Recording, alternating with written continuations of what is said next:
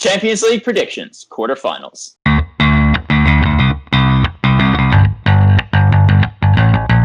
Hello everybody and welcome back to Very Biased Opinions. We've jetted over to Portugal because we're finally going to get this Champions League done and dusted. We're in the quarterfinal stages. There are 8 sides left. There are some cracking games.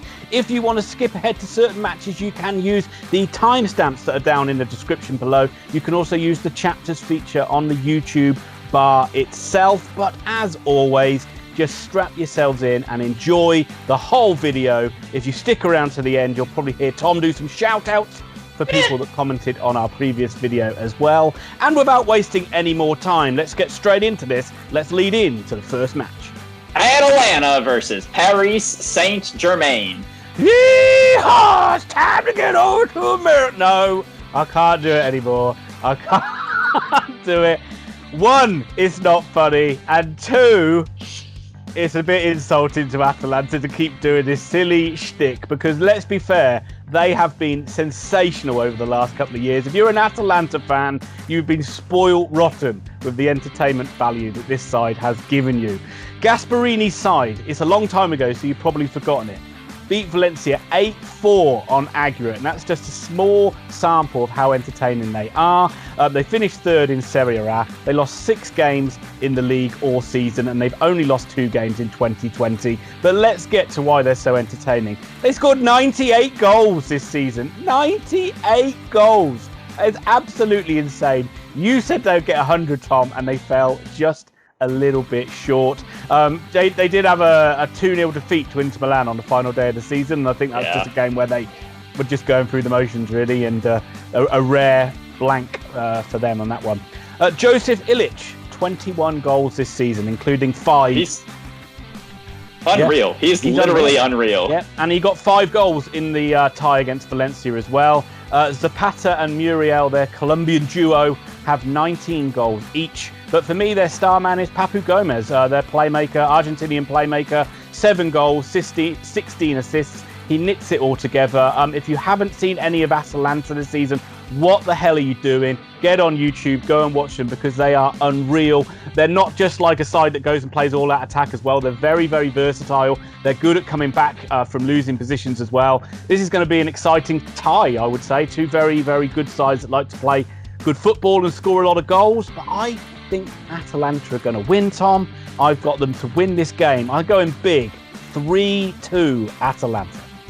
I don't think this is fair because you wrote the notes, so you got to pick which teams you get to talk about, and I would have fought you to talk about Atalanta, but apparently you're in Lisbon. Well, that's because you like to go out and socialise, and I'm at home being an unsocial professional. Ass.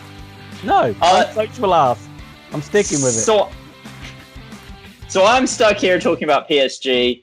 And the question that comes up every year is this finally going to be the year that the ridiculous machine that is PSG finally win the Champions League? They always look so good, and then they come up against a team and they just implode. Was it Barcelona that came back against PSG when they were like 6-1 down or whatever? Well, it wasn't quite that much. It was a 3-goal overhaul, yeah. But it was they were in complete control and then just went into meltdown. They were pretty impressive. Like, they beat Borussia Dortmund 3-2 when Dortmund were looking like one of the favorites in this competition, especially like Sancho and co, who are having fantastic years. But that's kind of renewed hope that Thomas Tuchel's side can finally win a Champions League trophy.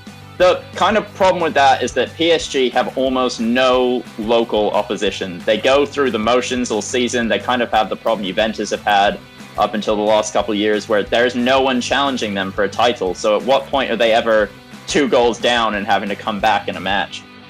They won a domestic double. Surprise, surprise, that never happens. But the Champions League's all they want, and it's all their owners want. As you put, love him or hate him, Neymar is world class.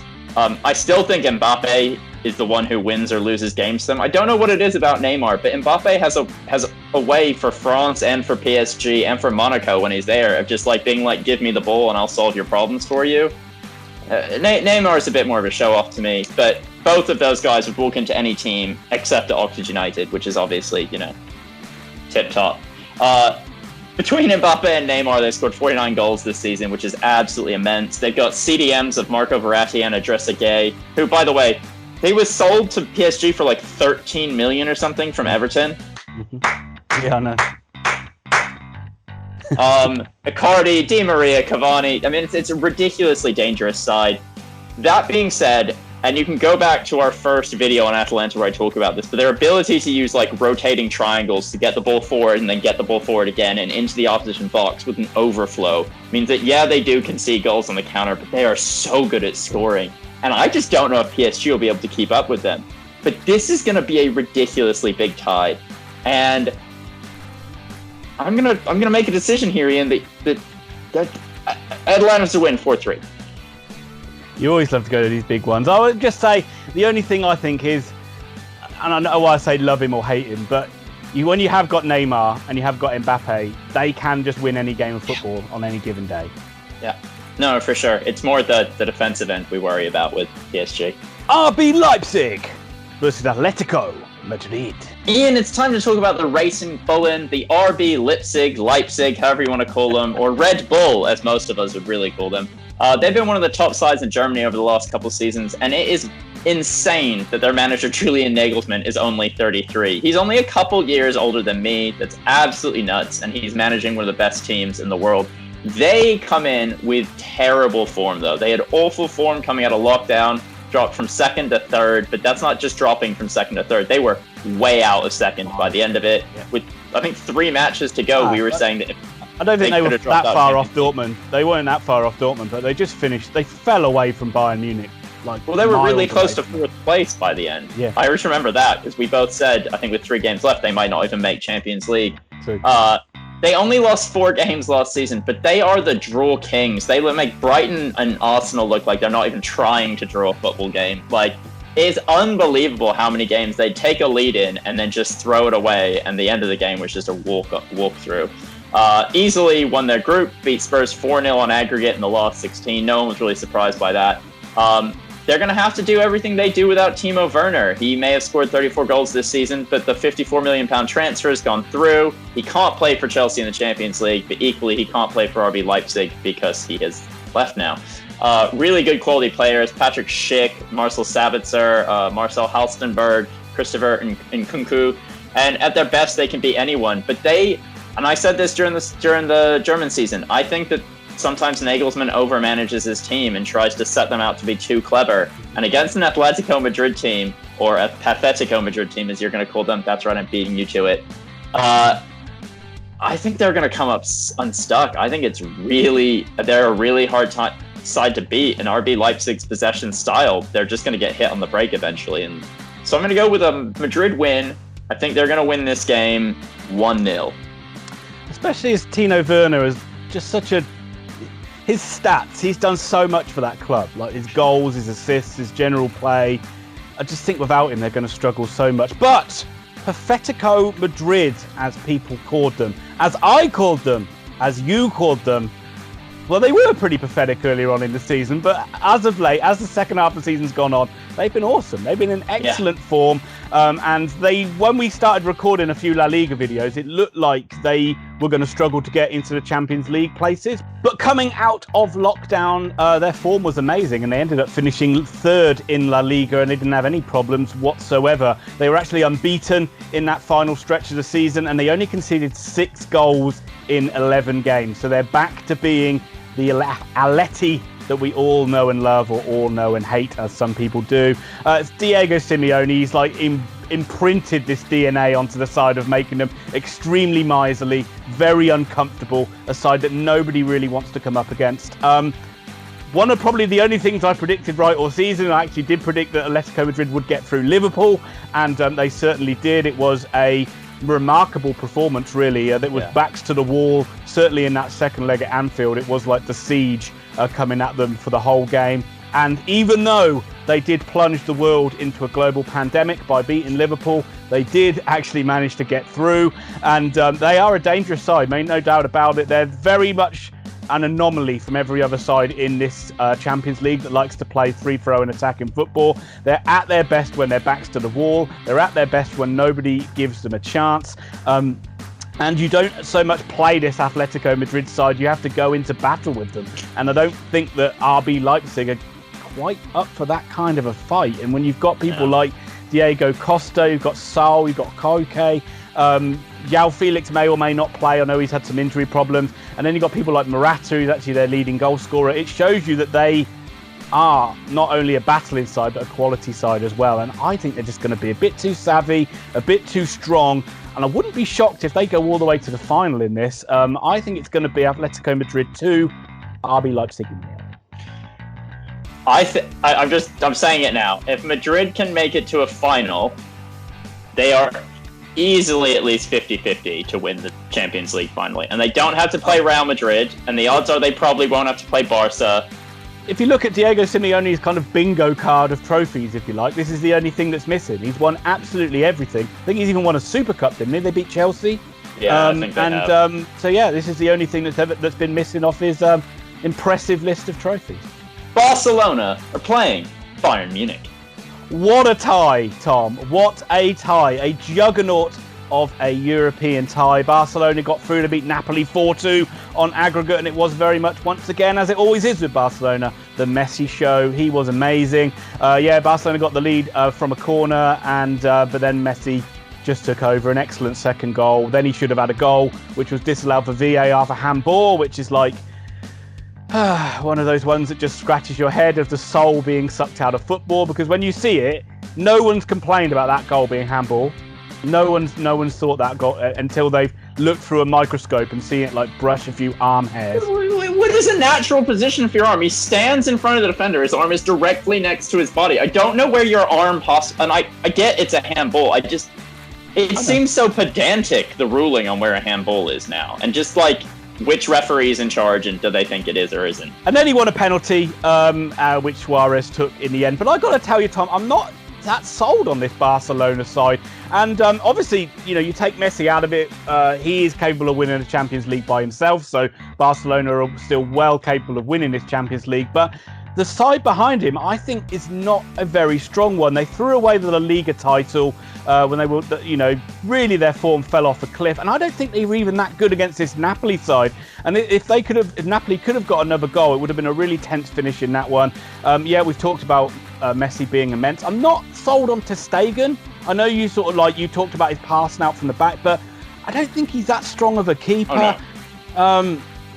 I don't think their midfield's particularly strong as well. I think like Rakitic. You have to say they came in with 8 first-team injuries to this match, including Biscuits, who is the player that makes them tick. And Rakitic has barely had a game this season. He is being forced out the door, and I think putting him in there with Frankie De Jong, who is a great young player, but still looks a bit overawed to be playing with Messi and stuff. I think they lacked a leader in that midfield, didn't they? Absolutely. I thought they looked quite lightweight in midfield as well. Suarez, for me, has lost his edge. He's not the striker he was. Griezmann, why you buy a goal poacher on the level of a Robert Lewandowski and you stick him out on the wing is just unbelievable to me. You're not going to get the best out of him. And he looks like he's not enjoying his football. This is what they did to Zlatan. We're going to bring in a world-class striker, but we're not letting him play striker because that's someone else's position. I will say one thing. They got Nelson Semedo, their fullback. He looks a really exciting player. Enjoyed watching him yesterday. But let's just, elephant in the room. They're up against Bayern Munich, and Bayern Munich are what you're going to describe are, I think, the best side in Europe at the moment, if not the world. And this should be an entertaining game, but I think Bayern are going to be too strong, and I'm going for an embarrassing defeat for Barcelona. It's going to be 3-0 to the Bayern Münchenese. I'd like you to name me a better side than Bayern Munich in world football at the moment. No. I'll save the bother. You can't. This is the team. This is the team to beat this season in the Champions League. They are head and shoulders above everybody else. They ripped a good Chelsea side apart yesterday. Just had their number on all things. Hansi Flick has a side that is near perfection, and it's so full of good young players that have shown an ability all season to not only play kind of rigid formation, but also to attack with flair and panache, as well as defend with that same thing. They have the best possession stats in Europe. They're coming up against a Barcelona team that had something like 45% possession against Napoli. You're right, they did make Napoli look good because they should have had the ball 70% of the time. They just give it away now. I genuinely do think Bayern are probably the best side in the world. You've written the note, forget Liverpool, is the best side in Europe. They really are. They beat Chelsea 7-1 on aggregate. I mean, that is punishing of a side that has been very good going forward as well. Lewandowski is an absolute goal machine. Scores 2 against Chelsea, gets 2 assists. He's at 53 goals in the season. I think he's something like 4 away from Ronaldo's record in the Champions League. They're relentless, and they genuinely have no weaknesses. So I'm going to do what I always do with Bayern Munich and just start naming people. Robert Lewandowski. Come on, name those players. Robert Lewandowski, Alphonso Davies, Thiago, David Alaba, Thomas Müller, Manuel Neuer, Serge Gnabry, Lucas Hernandez, like Kimmich, Xerxes, who's this incredible good young player, Benjamin Pavard, Leon Goretzka, Ivan Perisic, Kingsley Coman. The team is ridiculous. It is so well built. It has so much depth. And next season, you know what's funny? They'll be even better because they're bringing in a new goalkeeper, Alexander Nubel, who looks like the future of the German national team. And they're bringing in a guy who's been world class for City for like 4 years, in Leroy Sané, who I think just wanted to go home. I can't really tell, but I'm pretty sure he just wanted to go back to Germany and play football there. That's what it seemed like at the end. This team is insane. They're definitely going to win. I think they're going to beat Barcelona 3-0. And we come to the final match, but do not be fooled into thinking this is a main event, because that only happens when Man United or Oxford United play. But it is the final game. Manchester City versus one man, Lyon. Officially over. Real Madrid's ability to win a Champions League is over, and thank God, because I could not have dealt with Sergio Ramos lifting that trophy one more time. It would have destroyed my soul, especially because he'd have injured half of like the English national team on his way to doing it. But you lost, Dan. That would have been Bale lifting it, surely. First player up there. Any time you beat Real Madrid in the knockout stages, that's impressive. I mean, this is a team that does not lose in the Champions League. What have they lost? Like 5 games in 10 years now in the Champions. It's unbelievable. Jesus had a really good game. He had the final couple matches of the season, he seemed to improve a bit, and then obviously he's had a great match here. But I'd like to thank Rafa Varane for 2 incredible assists. I mean, what the hell? I give Jesus a lot of credit, though, because he kind of, like, the second one especially, he put him under the pressure, I think. I worry about a young defender like Varane when they're making mistakes like that. You worry about, like, the situation in Real Madrid and how, like... I don't know. He does not. They were bad mistakes. It's a bad game. It's a bad mistake. He doesn't quite often have those sort of games. No. City clearly miss Aguero, though, and without him, it is going to be tough no matter who they play. Like you were always saying, like we were talking about, they overplay, they try and walk the ball in. There's something about, like, Sterling is more likely to score from 18 yards than he is from 3. Like, you just never trust him to put the ball away from there. One player, and I know we've made jokes about this and gone on, but, like, Phil Foden strikes me now as a player who can win a game if he wants to. Like, he looked quite good. Every match he's played this season where they're actually starting him, he's starting to look good. And you get the feeling that, like, if him and De Bruyne can build the partnership up that Silva and De Bruyne had, where, like, they were the 2 attacking midfielders behind the striker and they could be anywhere, that this team will be really hard to beat next season.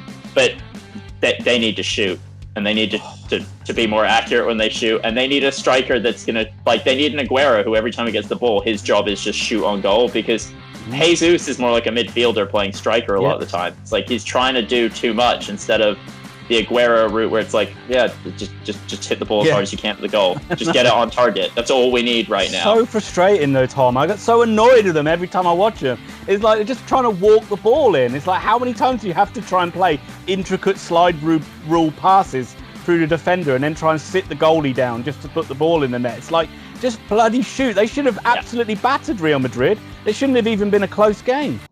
No, they shouldn't. And at the same time, this is probably the nicest draw they could have had. Yeah.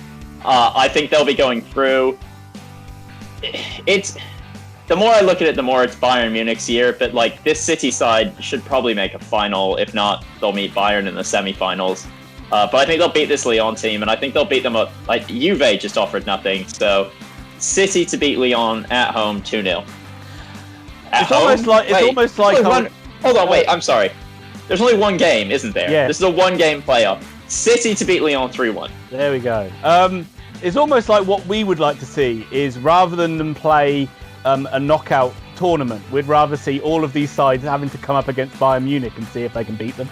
One at a time. Just one after another. Run the gauntlet, Bayern. Bayern, you have 7 teams to play, and then you're the champion. But anyway, Tom, forget all that because we are talking about one man shocking the world. That is right. Nobody gave Lyon a chance. They went over to Juve and they shocked the world. They got the job done. They went through on away goals. Memphis Depay scored a penalty. I thought both penalties in the game were extremely soft, especially the one given against Memphis Depay. You go for it. I know you're...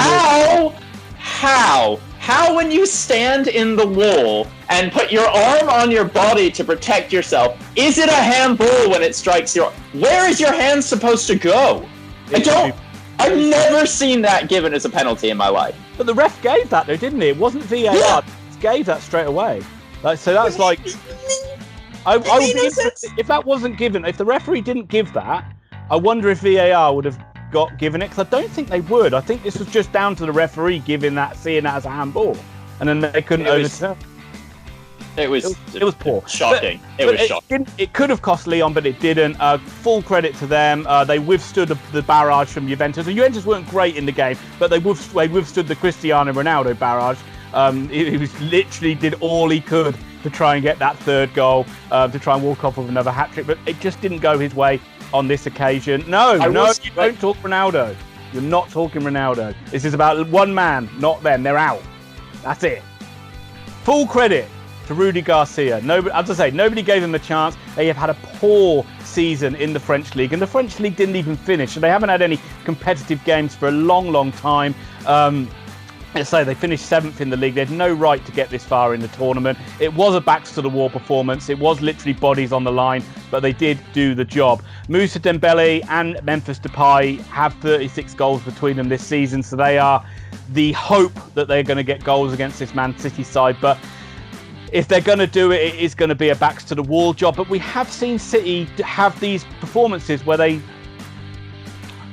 struggle to score, and that could be the case. It could be a freak result, but I don't see it. I am going for Man City to get through. I think it's going to be a 3-1 Man City win. Ian, I like to take the end of these, besides talking about comments, to ask you sometimes a question. Who would you rather play in a football team with, Cristiano Ronaldo or Lionel Messi?